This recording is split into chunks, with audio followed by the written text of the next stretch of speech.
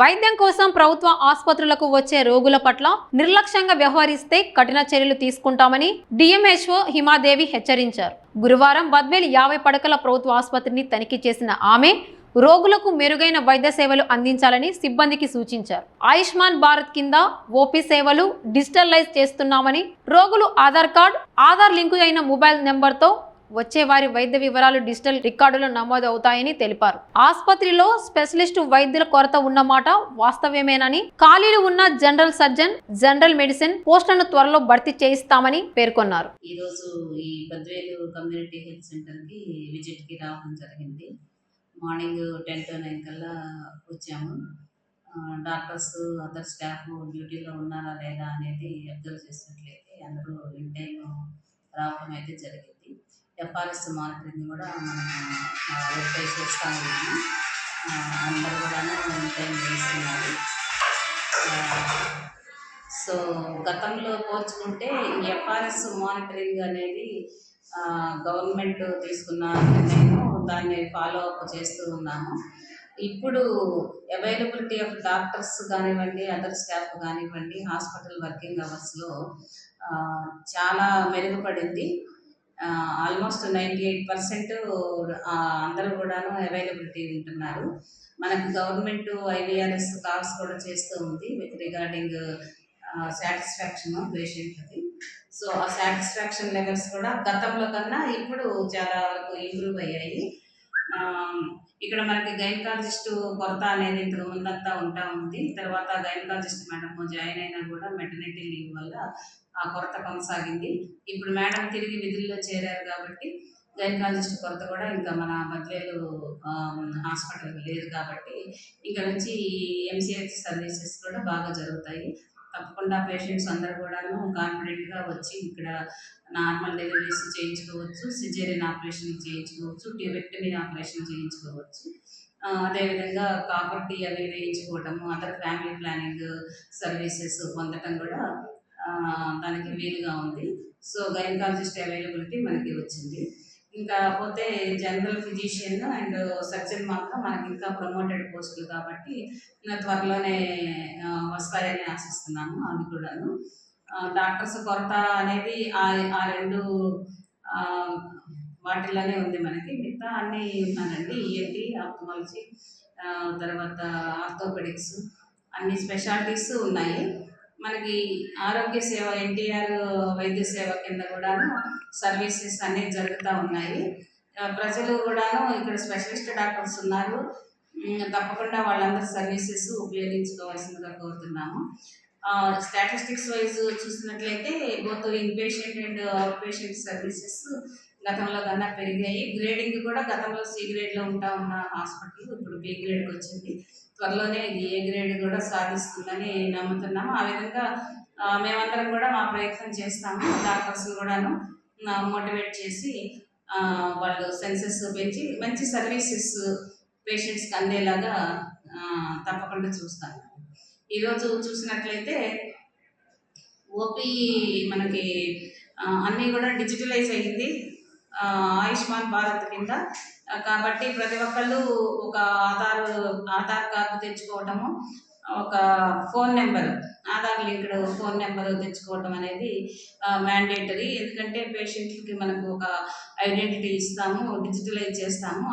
ఆ digital data అంతా మనకి కంప్యూటర్లో ఉంటుంది. దీన్ని మనము ఇతర హాస్పిటల్స్కి ఫ్యూచర్లో నెక్స్ట్ జనరేషన్లోనే ఉంది. ఇప్పుడు ఫ్యూచర్లో దాన్ని ఇంకా లింక్అప్ చేసినప్పుడు నెక్స్ట్ మనం రిఫరల్ హాస్పిటల్లో కూడా ఆటోమేటిక్గా ఈ హాస్పిటల్లో ఎప్పటి నుంచి మనం ఎంటర్ చేసామో వాళ్ళ మెడికల్ హిస్టరీ మొత్తం అందులో ఎంట్రీ అయిపోతుందండి. దేశం మొత్తంలో వాళ్ళు ఎక్కడ ఉన్నా కూడాను వాళ్ళ ఏ హాస్పిటల్లో చూపించుకున్నా కూడా వీళ్ళ ప్రీవియస్ హిస్టరీ, ఏం మందులు వాడుతున్నారు, వాళ్ళ ఆరోగ్య పరిస్థితులు ఏంటి, ఈ రోజు ఉన్న పరిస్థితుల్లో ఏ మందులు వాడచ్చు, ఏం వాడకూడదు అనేది ఆ రోజు ట్రీట్మెంట్ ఇచ్చే డాక్టర్స్కి తెలిసే విధంగా ఈ డిజిటలైజేషన్ నడుస్తూ ఉంది. ఇంకా ఇవన్నీ అప్డేట్ అవడానికి ఇంకా టైం పడుతుంది. మా వంతు మేము గవర్నమెంట్ ఆదేశాల మేరకు అన్నీ కూడా డిజిటలైజ్ చేస్తూ ఉంటాం. ఇక్కడ ఏంటంటే ఇది 50 పడకల ఆసుపత్రి. ఇందులో స్పెషలిస్ట్ డాక్టర్స్ అవి మనకి paediatrician, general surgeon, general medicine, ఈ 3 పోస్టులు కూడాను ఫిజిషియన్ అదే జనరల్ మెడిసిన్. ఇవి ప్రమోటెడ్ పోస్టులు కాబట్టి ఆల్రెడీ సర్వీస్ కొంత కంప్లీట్ అయ్యి ఆ స్పెషాలిటీలో ప్రమోషన్ వచ్చిన వాళ్ళకి మాత్రమే అందులో చేరేదానికి ఎలిజిబిలిటీ ఉంటుంది. అలాంటి వాళ్ళు కొన్ని ప్రమోషన్స్ గవర్నమెంట్ అయితే ఈ మధ్య ఇచ్చారు. ఎలిజిబిలిటీ ఉండి ఇక్కడికి వచ్చిన వాళ్ళు ఎవరు లేకపోవటం మూలంగా అవి వేకెన్సీలుగా మిగిలిపోయాయి. ఇప్పుడు మళ్ళీ సివిల్ అసిస్టెంట్ సర్జన్ క్యాడర్ వాళ్ళకి కొంత సర్వీస్ వచ్చింది కాబట్టి వాళ్ళు మళ్ళీ ప్రమోషన్కి అర్హత పొంది ఉంటారు కాబట్టి నెక్స్ట్ జరగబోయే ప్రమోషన్స్లో తప్పకుండా ఇవి కూడా ఫిల్ అవుతాయి. ఇంపార్టెంట్. డాక్టర్స్ కానివ్వండి, స్టాఫ్ నర్సెస్ కానివ్వండి, అదర్ ల్యాబ్ టెక్నీషియన్స్ వీళ్ళందరూ బిహేవియరల్ ఇవి అనేది చాలా ఇంపార్టెంట్ అండి. ఆ బిహేవియరల్ యాటిట్యూడ్ వల్ల ఎవరైనా మన ఇంటికి వస్తే మనం నవ్వుతా పలకరిస్తేనే వాళ్ళు లోపలికి వస్తారు, మనమైనా ఇంకొకళ్ళ ఇంటికి వెళ్తాము. అదేవిధంగా హాస్పిటల్లో కూడా మనం పేషెంట్ని బాగా రిసీవ్ చేసుకుంటేనే పేషెంట్లు బాగా వస్తారు. సో ఇప్పుడు పేషెంట్స్ కొంచెం ఇంప్రూవ్ అయ్యారు కాబట్టి ఈ విషయంలో డాక్టర్లు కొంచెం ఇంప్రూవ్ అయ్యారేమో అనుకుంటున్నాను. ఇంకా ఇంకా ఇంప్రూవ్ చేయాలి. తప్పకుండా అందరికీ కూడా మేము సజెషన్స్ ఇస్తాము, ఆదేశాలు. ఎక్కడైనా మీకు ల్యాబ్సెస్ కనపడి ఎప్పుడన్నా మీ దృష్టికి వస్తే మాత్రం మాకు వెంటనే మా దృష్టికి తీసుకుందండి. మేము తగిన చర్యలు అయితే విచారించి తీసుకుంటాము. ఎట్టి పరిస్థితుల్లోనూ పేషెంట్ల పట్ల నిరాదరణగా కానీ ఇంకా మరి నెగ్లిజెంట్గా కానీ బిహేవ్ చేశారు అనేది తెలిస్తే మాత్రం ఉపేక్షించేదేమీ లేదండి. ఈ మధ్య మనము ఛార్జ్ ఇవ్వటం అనేది జరిగింది. ఆయన డిడిఓ పవర్స్ తీసుకున్నారు, కానీ కొంత అడ్మినిస్ట్రేటివ్ ఇవి మనకి కొన్ని లెటర్స్ మనకి డాక్టర్ సుబ్బారెడ్డి గారి ద్వారా కూడా వస్తూ ఉన్నాయి. ఆ విషయంలో కూడా మనము అడగటం జరిగింది. ఇప్పుడు మానేస్తున్నారు అది కూడాను.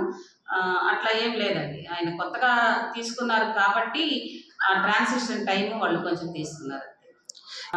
ఈ బద్వేలు హాస్పిటల్ కూడాను మనకి రిజిస్టర్ అయిపోయింది.